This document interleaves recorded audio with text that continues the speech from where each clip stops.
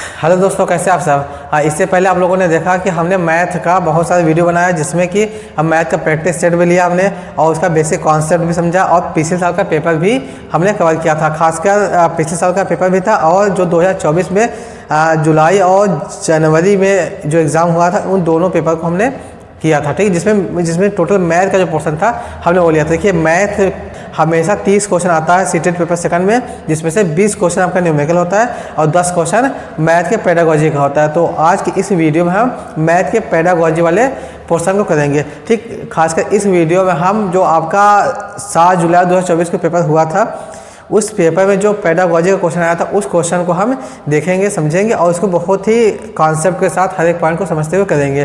तो अगर आप लोग मेरे चैनल पर नए हैं तो आप सबसे रिक्वेस्ट है कि आप लोग मेरे चैनल को सब्सक्राइब करिए, वीडियो को लाइक करिए, अपने दोस्तों को भी शेयर करिए। ठीक, तो चलिए स्टार्ट करते हैं मैथ पेडागोजी का क्वेश्चन नंबर फर्स्ट। देखिए, क्वेश्चन नंबर फर्स्ट में दिया कि the domain of learning that deals with attitude and values is known as, पहला साइकोमोटर डोमेन, दूसरा नॉलेज डोमेन, तीसरा कॉग्निटिव डोमेन और चौथा अफेक्टिव डोमेन। ये 4 ऑप्शन दिया हुआ है। ठीक, तो हमको इसमें बताना है कि इसमें कौन सा डोमेन किसको शो कर रहा है, एटीट्यूड और वैल्यूज को शो कर रहा है। इसमें जो आपका पहला है साइको डोमेन, अगर हम इसकी बात करते हैं तो इसमें देखिए पहला जो आता है ये हैंड्स ऑन एक्टिविटी आता है। इसमें कहने मतलब ये हो कि जो हाथ से एक्टिविटी किया जाता है उसे हम साइकोमोटर डोमेन के केस में रखते हैं। ठीक, अब देखिए हैंड से एक्टिविटी कौन सा किया जा सकता है, क्रिएटिंग ज्योमेट्रिक शेप हो सकता है, ये हो सकता है। दूसरा क्या हो सकता है, इसमें जो ज्योमेट्री का टूल्स होता है, ज्योमेट्रिक टूल्स का यूज़ करना हो सकता है। ठीक है, और तीसरा ये भी हो सकता है कि जो हम टीचिंग एड्स यूज़ करते हैं वो भी आपका साइको मोटर डोमेन में आ सकता है। Use teaching ads. ठीक, ये सारी चीज़ें किस में आएगा, आपका साइकोमोटर डोमेन के केस में आएगा।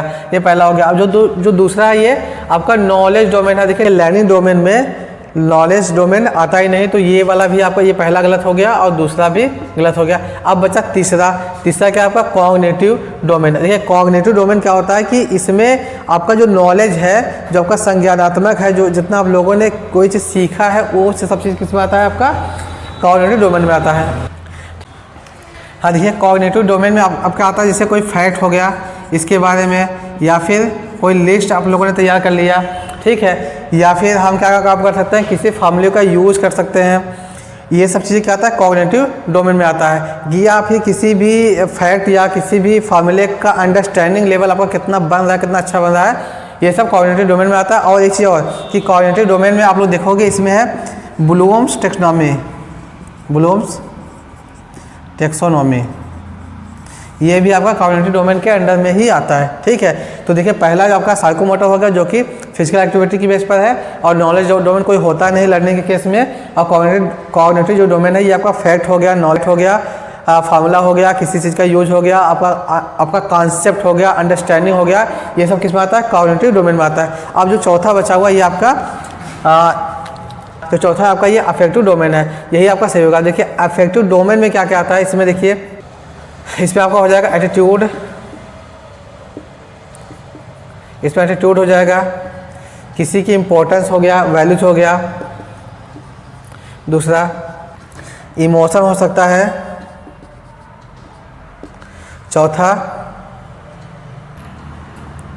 चौथा मोटिवेशन हो सकता है।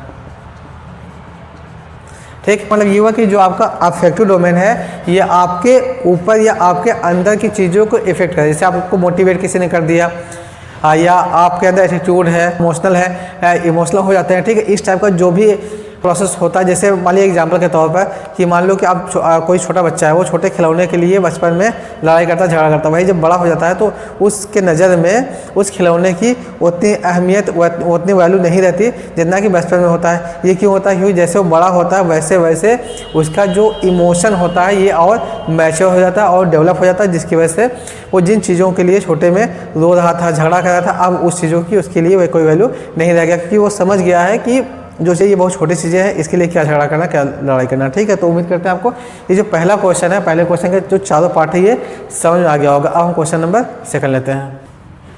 हाँ देखिए क्वेश्चन नंबर सेकंड में दिया कि which of the following is not an indicator of creativity in mathematics. इसमें ये बोला है कि इसमें कौन सा ऐसा इंडिकेटर है जो कि मैथमेटिक्स के क्रिएटिविटी को शो नहीं करता। मीन्स मैथमेटिक्स में किसी स्टूडेंट ने क्या सीखा है, क्या क्रिएट कर सकता है, क्या नया सीख सकता है, उसको इंडिकेट नहीं करता। ये आपको क्वेश्चन में पूछा है। अब देखिए पहला क्या है, स्टूडेंट कैन पोज क्वेश्चंस। पहले का मतलब ये हुआ कि जो स्टूडेंट है ये पोज मीन्स होता है प्रस्तुत करना, प्रस्तुत करना।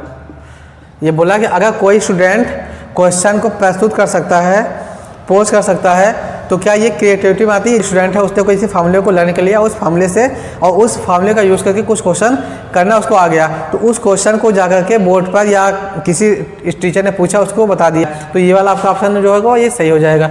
और दूसरा क्या है, the student use convergent thinking in different context.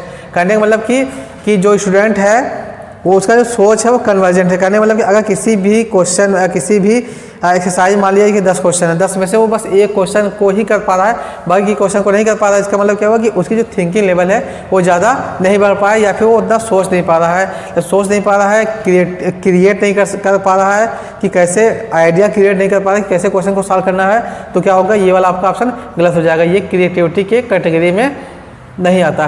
ठीक, तो इसमें पूछा है नॉट, तो आपका ये वाला जो ऑप्शन है सेकंड वाला ये सही हो जाएगा।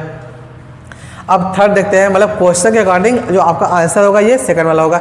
अब थर्ड भी देख लेते हैं। थर्ड में क्या है, students are able to think flexibly means होता है कि स्टूडेंट का जो सोच है वो लचीली है। का मतलब ये हुआ कि वो अगर मान लिया किसी क्वेश्चन को उसने किया वो गलत है या किसी और मेथड से किया गया है, उसने किसी और मेथड से किया, टीचर ने या किसी और स्टूडेंट ने उसी क्वेश्चन को किसी और मेथड से कर, तो वो एक्सेप्ट कर लेगा, हाँ सही है, आपने भी सही किया है, मैंने भी सही किया है, या हमने यहाँ कहाँ गलती किया, आपने यहाँ पर सही किया। तो ये जो सोच है इसी को बोला गया, यहाँ पर लचीला बोला गया, फ्लेक्सिबली बोला गया है। तो ठीक है, तो आपका ये भी क्या होगा, अगर नॉट हटा दिया जाए तो मैथमेटिक्स क्रिएटिविटी में ये भी सही है, क्रिएटिविटी के केस में ये सही है, ये सही है, और ये वाला गलत है।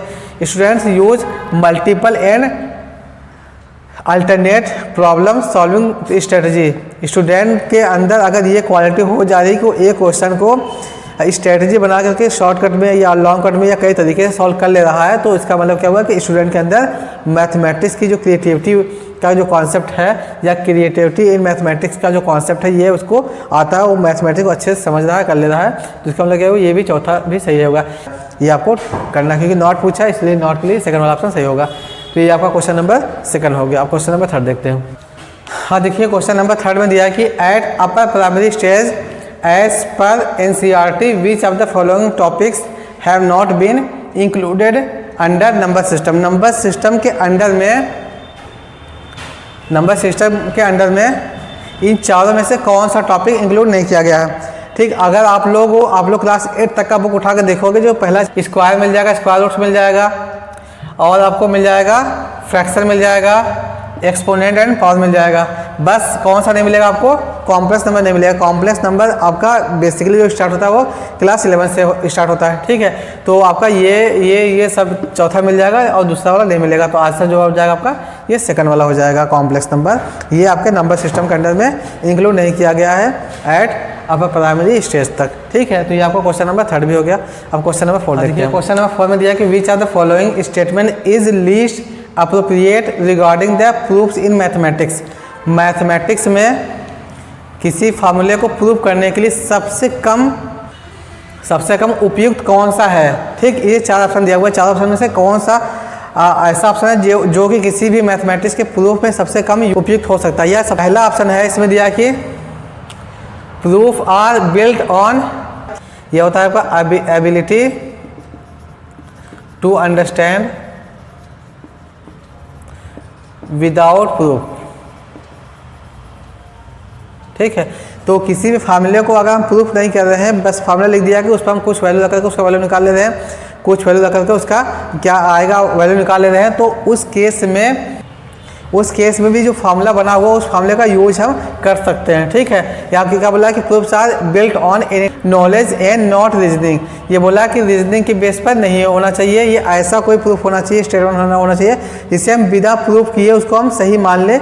ये बोला पहला, ये आपका पहला हो गया। ठीक है, तो पहला तो होगा नहीं हो, क्योंकि देखिए जब भी कोई भी मैथमेटिक्स प्रूफ के बारे में हम बात करते हैं तो कोई ऐसा फार्मूला, ऐसा रिलेशन जिसको हम लॉजिकली और प्रैक्टिकली हर एक केस में उसको अच्छे से प्रूव कर सके, बता सके, तभी वो आपका सही माना जाता है। जो फार्मूला होता है बिल्कुल परफेक्ट होना चाहिए और लॉजिकल के साथ साथ लॉजिकल भी होना चाहिए और उसका प्रूफ भी बिल्कुल पर्टिकुलर सही होना चाहिए। ठीक, तो वही इसमें बोला है, जो कि और इसमें क्या बोला है कि बस ability to understand without proof, proof नहीं करना, बस उस फार्मूले को देकर बिना किसी प्रूफ के, बिना किसी लॉजिक के, तो ये आपका गलत हो जाएगा। दूसरा क्या बोला है, और बोला सबसे कम, ये तो सीधे सीधे गलत है। दूसरा क्या, it explains why a particular mathematical result must be true हो सकता है, क्योंकि जाहिर सी बात है अगर कोई आपको फार्मूला दिया है तो उस फार्मूले पर आप कुछ वैल्यू रखकर कुछ वैल्यू निकालेंगे, उसका निकालेंगे तो जो वैल्यू आएगा लगभग सभी, अभी जैसे हमने बताया कि हर एक वैल्यू के लिए वो जो फार्मूला दिया है वो सेटिस्फाई हो, उसका कुछ ना कुछ मान आ जाए। जैसे मान लिया एग्जाम्पल के तौर पर हमने मान लिया कि a n equal to a plus n minus 1 into d. अब इसमें आपको क्या करना है, n का वैल्यू कुछ भी रख करके इसके nth टर्म का वैल्यू निकालना, ये आपका AP का फार्मूला होता है जो कि क्लास 10th में है आपके। ठीक है, तो इसमें बोला कि हर एक चीज़ के लिए, अब इसका जब हम फार्मूला देखेंगे, यूज करेंगे, तो ये लॉजिकल भी सही है, जैसे करेंगे आप हर एक केस में ये फार्मूला बनेगा। ठीक, तो वही ये बोला कि it explain why a particular mathematical result must be true. ये एक्सप्लेन करता है कि क्यों कोई भी मैथमेटिकल रिजल्ट जरूरी है कि सही हो, ये सही है। तीसरा क्या, it helps to reveal the connection and provide insights into the underlying structure of mathematics. ये भी सही है। ये जो फार्मूला है, प्रूफ है, ये क्या करता है, हेल्प करता है किसमें, रिवील मीन्स क्या करता है, उजागर करता है कनेक्शन किसके बीच में, provide insights into the underline structure of the mathematics में जितने भी टर्म्स होते हैं सब के बीच में जो कनेक्शन है, इसको उजागर करने के लिए, रिवील करने के लिए ये हेल्प करता है। ये किसी भी एपी में ये आपका पहला टर्म है, ये कॉमन डिफरेंस है, ये नंबर ऑफ टर्म्स है और ये nth वाला टर्म है, तो इस सब में एक रिलेशन बन रहा है। वही यहाँ पर कह रहा है कि ये क्या करता है, उजागर करता है connection and provide insight. Side means होता है अंडरस्टैंडिंग द प्रॉब्लम और सिचुएशन, जिस सिचुएशन में फार्मूला बना है उसके बारे में बात कर रहा है। इनसाइड बात करने को इनसाइट बोलते हैं। Provide insights into the underline structure of the mathematics का जो स्ट्रक्चर है उसके हर एक पार्ट के बारे में बहुत अच्छे से डिटेल में हम उस फार्मूले को देखकर समझ सकते हैं। वही बोला है और ये भी सही बोला है कि किसी भी मैथमेटिक्स के फार्मूले का प्रूव करने का मकसद ये होता है कि उसके जितने भी टर्म्स आ रहे हैं उसमें क्या रिलेशन है, क्यों ऐसा बना, क्या सिचुएशन है, क्या ये फार्मूला बिल्कुल ऐसे ही बन सकता है, इसके अलावा कुछ और नहीं बन सकता। हर एक चीज़ के बारे में बहुत डिटेल में हम इसी में समझ सकते हैं। ठीक है, फार्मूले को प्रूव करते टाइम ये भी सही है। और जो फोर्थ है क्या, it can help the student to validate their own reasoning. सही बात है। इसमें क्या बोला कि जैसे मान लिया कोई स्टूडेंट है, किसी स्टूडेंट को दिया हमने कि पहले 2 है, फिर 4 है, फिर 6 है, फिर 8 है, इसके बाद क्या आएगा, तो जाहिर सी बात स्टूडेंट देखेगा कोई भी 2 4 6 8 इस पर लिख देगा 10 हो जाएगा, फिर इस पर लिखेगा 12 हो जाएगा। ठीक, ये आपका ये किसी भी स्टूडेंट का लॉजिकल या बिल्कुल जनरल थिंकिंग हो सकता है। अब इसी टर्म को आगे बढ़ाते हुए हम लेकर चले जाए। अब बोले कि ये आपका पहला, दूसरा, तीसरा, चौथा, पांचवा, छठवां टर्म है, 10वां टर्म बताओ। तो 10वां टर्म को क्या काम करेगा, खुद से कैलकुलेट करके निकालेगा, तब भी जो भी इसका 10वां टर्म आएगा वो आ जाएगा। फिर उसके बाद फार्मूले पता कर निकालेंगे, तब भी उसका 10वां टर्म वो आ जाएगा। तो इसका मतलब ये हो कि ये जो फार्मूला का प्रूफ है, ये प्रूफ कैसे बनता है, बिल्कुल स्टूडेंट के खुद के थिंकिंग के लेवल को लेकर आगे बढ़ाते हुए बन जाता है। जैसे कि हम लोग प्रूफ करते हैं तो उसमें देखते हैं कि कैसे वही फार्मूला बना हुआ, बच्चा भी सोचता है कि हाँ ऐसे बिल्कुल सही है। तो ये क्या करता है, स्टूडेंट के जो लॉजिकल थिंकिंग या रीजनिंग है उसको भी वैलिडेट करता है कि आप सही से कर रहे हो उसको। तो ये आपका फोर्थ वाला भी सही होगा। इसमें बोला सबसे कम जो इम्पोर्टेंट है वो क्या है, आपका सेकंड वाला है। क्यों है? क्योंकि देखिए it explains Y a particular mathematical result must be true. बस ये इसमें ये बोला कि कोई भी मैथमेटिकल प्रूफ जो है क्यों जरूरी है सही हो, बस यही बोला है, इसके अलावा कुछ और नहीं बोला है। ठीक है, तो यही वाला आपका सबसे कम इंपॉर्टेंट या सबसे कम अप्रोप्रिएट या सबसे कम उपयुक्त आपका सेकंड वाला ही है। पहला तो गलत है, बाकी ये दो सही है, तीसरा चौथा। तो उम्मीद करते हैं आपको ये क्वेश्चन नंबर 4 भी समझ आ गया होगा। हाँ देखिए क्वेश्चन नंबर 5 में दिया कि which of the following is not true. इसमें बताना कौन सा ट्रू नहीं है, नॉट ट्रू, ये हमको बताना है। ठीक, अब देखिए इसमें जो पहला ऑप्शन है the value of the variable in an equation which satisfy the equation is called solution of the equation, ये तो सही है।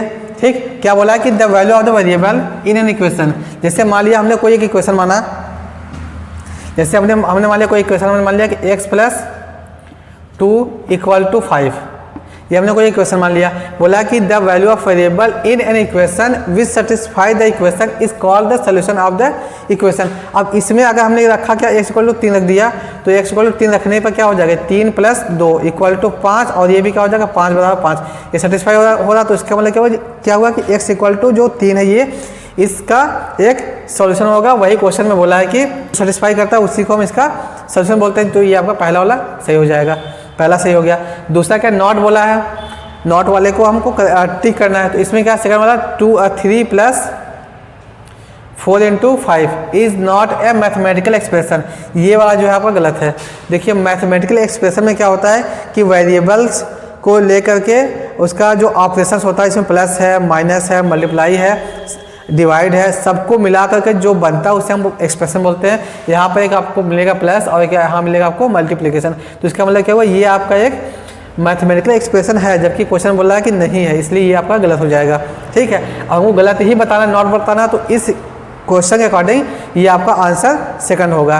अब थर्ड वाला भी देख लेते हैं। थर्ड में क्या बोला है कि operations of multiplication can be done on mathematical expression. सही बात है, किसी भी मैथमेटिकल एक्सप्रेशन में multiplication can be done, multiplication हो सकता है। जैसे हमने मान लिया कि x + 2 है और यहाँ पर हमने लिखा मल्टीप्लाई करके x - 2 लिख दिया हमने। ठीक है, अब यहाँ पर इसका मल्टीप्लाई करके देखेंगे तो x² - 4 मिल जाएगा, a² - b² का फॉर्मूला बन गया। तो इसका मतलब क्या हो, इन दोनों एक्सप्रेशन में एक आपका x + 2 है और दूसरा x - 2 है, ये दो एक्सप्रेशन है, दोनों एक्सप्रेशन को मल्टीप्लाई कर दिया हमने और यहाँ पर मिल गया x² - 4।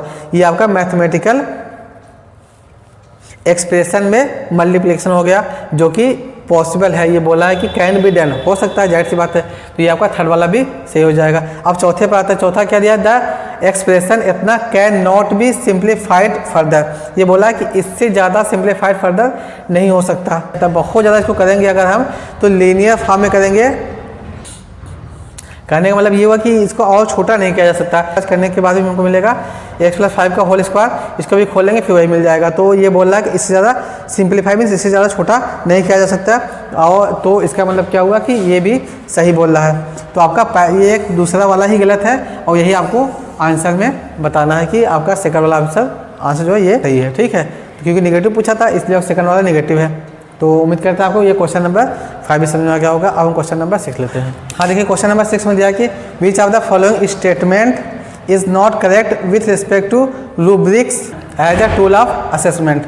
देखिए जो रूब्रिक्स होता है, सबसे पहले हम उसको समझते हैं कि एक्चुअली रूब्रिक्स क्या होता है। रूब्रिक्स आपका एक ऐसा स्केल होता है या ऐसा टेबल होता है जिसकी मदद से हम बच्चों के इवोल्यूशन को या बच्चे ने क्या परफॉर्मेंस किया उसको हम मेजर करते हैं। ठीक है, जैसे हमने एक टेबल बना दिया, उस टेबल में हमने लिखा कि हर बच्चे की एक्टिविटी या बच्चे का जो क्लास का परफॉर्मेंस है, जो ओरल टेस्ट लिया गया है, जो रिटर्न लिया गया, जो वीकली लिया गया, जो मंथली लिया गया, सबको हमने एक टेबल में बना लिया। बनाने के बाद उसको दिखाया कि उसको बोलते हैं रूब्रिक्स। ठीक, उसमें हम असेसमेंट करते हैं, चेक करते हैं कि बच्चे का परफॉर्मेंस ओवरऑल क्या है। उसमें हमने लिखा, उसमें कुछ पार्ट करके ये बताया जाता है कि जैसे बच्चे का जो परफॉर्मेंस है वो उसमें उसको और इम्प्रूवमेंट की ज़रूरत है, या कि वो बेसिक है, या वो एक्सीलेंट है, या वीक है। इस टाइप का पूरा टेबल बन करके तैयार किया जाता है। ये आपका मेन जो है, इसमें हर चीज़ का कैटेगरी एक डिसाइड होता है कि बच्चे ने इतना से मार्क्स स्कोर किया तो वो किस कैटेगरी में रखा जाएगा। जैसे 10 मार्क्स का हमने कोई टेस्ट लिया, उस 10 नंबर के टेस्ट में बच्चे ने 1 नंबर पाया, कोई बच्चा 2 नंबर पाया, कोई 3, कोई 4, कोई 5, कोई 6, कोई 7, ये हिसाब से वो मार्क्स पाया, उसी के हिसाब से उसको टेबल में फिट कर दिया जाएगा। तो कहने का मतलब क्या हुआ, रूब्रिक्स से आपका एक एग्जैक्ट एवोल्यूशन का एक टूल होता है। ठीक है, जैसा कि अब देखिए इसमें जो पहला ऑप्शन दिया है, ठीक, देखिए पहला में क्या बोला कि rubrics makes evolution more subjective बोला, और क्वेश्चन में क्या बोला, which of the following statement is not correct with respect to the rubrics as a tools of assessment.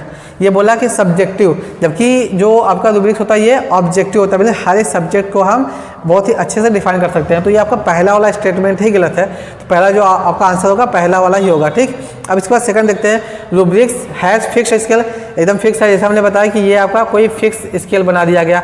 मान लिया कि यहाँ पर हमने कुछ लिख दिया, मान लिया 1 से लेकर 2 मार्क्स के लिए, 2 से लेकर 3 मार्क्स के लिए, ये आपका एक फिक्स स्केल हो जाता है, तो ये आपका सही है।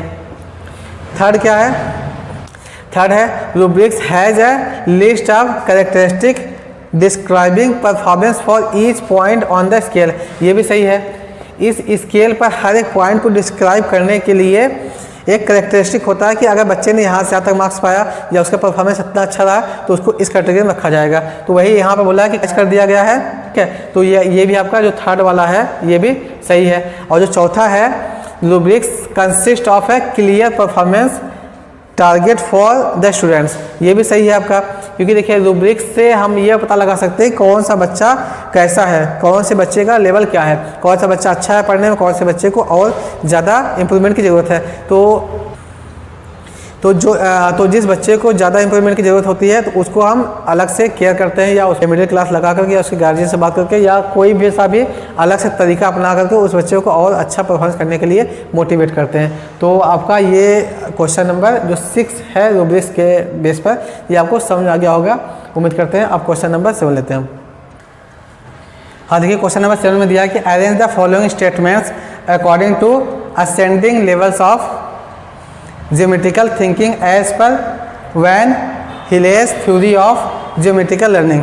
तो इस क्वेश्चन में बोला है कि वैन हेले के थ्योरी के अकॉर्डिंग कोई भी बच्चा ज्योमेट्री को कैसे सीखता है उसको हमको असेंडिंग ऑर्डर में लिखना है। असेंडिंग मतलब क्या होता है, असेंडिंग ऑर्डर मतलब क्या होता है, सबसे छोटा लेवल है, फिर उसके बाद वाला लेवल, फिर उसके बाद मीन्स क्या होगा, बढ़ते हुए क्रम में लिखना है हमको। तो असेंडिंग मतलब ये, ठीक। तो पहला दिया है कि identification of the properties of the geometrical shape, ये बोला है कि पहला कोई बच्चा पहले ये सीखेगा कि कोई भी ज्योमेट्री दिया हुआ उसके प्रॉपर्टी को जान जाए, ये तो पॉसिबल है नहीं। तो कोई भी अगर छोटा बच्चा होगा तो सबसे पहले वो सीखेगा क्या, जो शेप जैसा है वैसा उसको पहचान कर याद कर लेता है। ठीक है, तो इसमें क्या होगा, पहला तो ये होगा। दूसरा क्या दिया है, classification of the different shapes.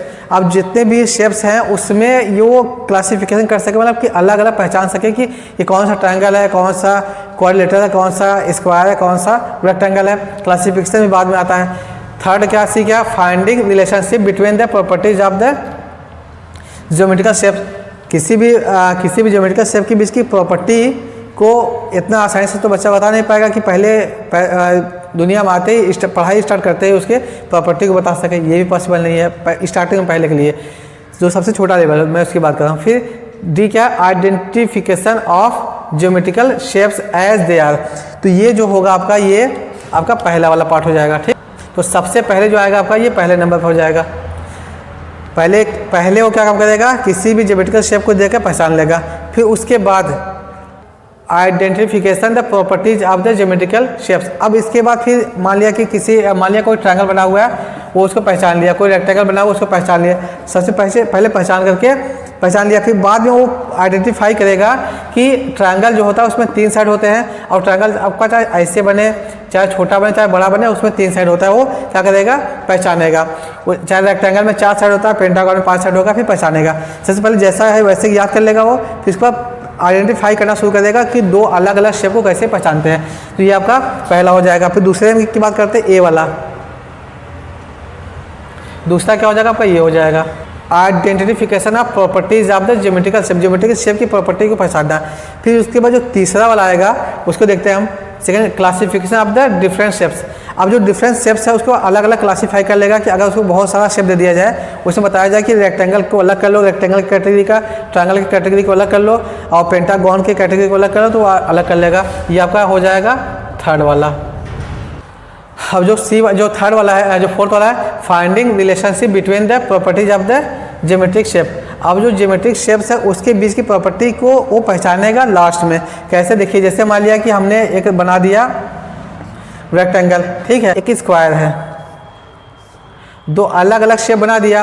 अब किसी बच्चे को कोई भाई बच्चा देखेगा बोलेगा ये भी आपका क्वाड्रिलेटरल के केस में आता है, ये भी क्वाड्रिलेटरल है, लेकिन हमको पता है कि रेक्टेंगल के अंडर में आता है स्क्वायर आता है, ठीक है। तो इसमें दोनों दो शेप के बीच में जो रिलेशनशिप है उसको पहचानने के लिए थोड़ा सा और बच्चों को मैच्योर होना पड़ेगा, इसलिए जो आपका सी वाला ऑप्शन है ये सबसे लास्ट में आएगा। अब इसमें देखते हैं सबसे पहला क्या आपका डी है, डी कहाँ पर है, हाँ यहाँ पर भी है, डी यहाँ पर भी है, तो सबसे पहले डी आ गया। फिर उसके बाद क्या है दूसरा नंबर क्या है, ए है, दूसरे नंबर ये वाला आपका, तो सी वाला ऑप्शन आपका सही हो जाएगा। तो उम्मीद करते हैं आपको क्वेश्चन नंबर 7 भी समझ आ गया होगा। अब हम क्वेश्चन नंबर 8 लेते हैं।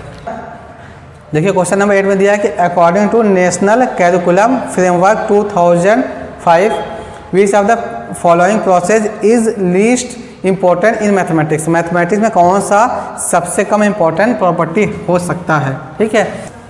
पहला क्या है, जनरलाइजिंग एज मैथमेटिकल फार्मूला। इसका मतलब क्या होगा कि किसी भी मैथमेटिकल फार्मूले को बिल्कुल सामान्य कर देना।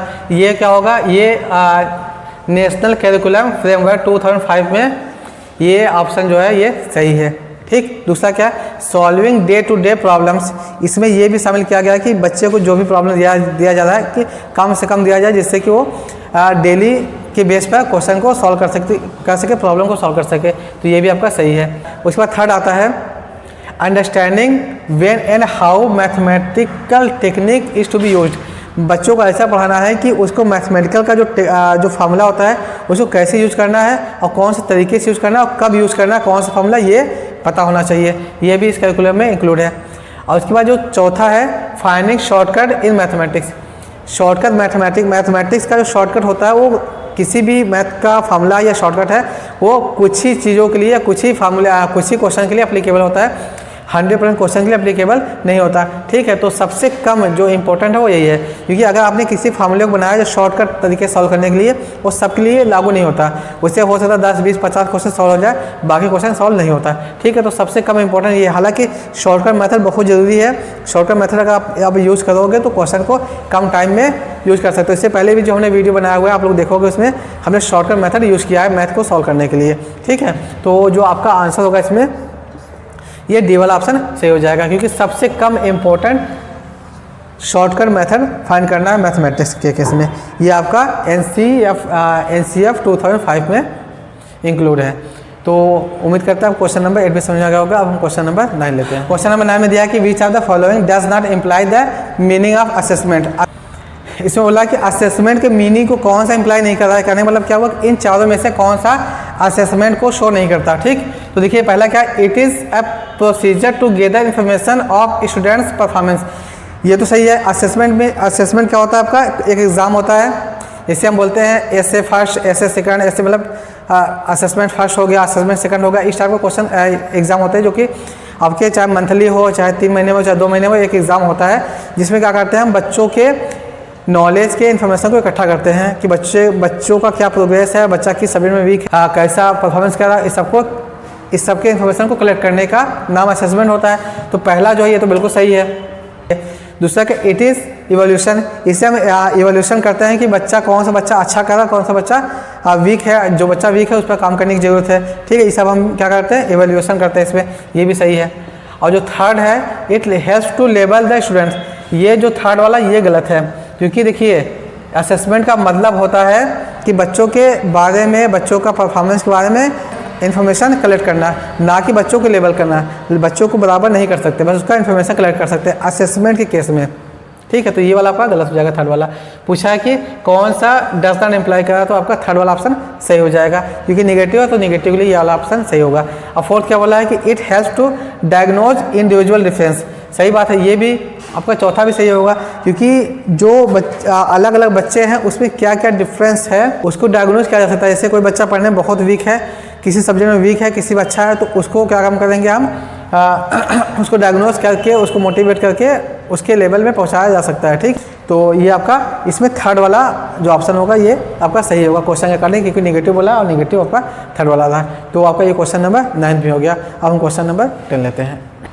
हाँ देखिए क्वेश्चन नंबर 10 में दिया कि a teacher distributes different types of triangle shaped paper cutting to the learners, paper cutting to the learners. एक टीचर ने क्या काम किया कि डिफरेंट टाइप का ट्रायंगल के शेप का कटा हुआ पेपर बच्चों को दे दिया, ठीक, टू द लर्नर्स, यहाँ तक दे दिया।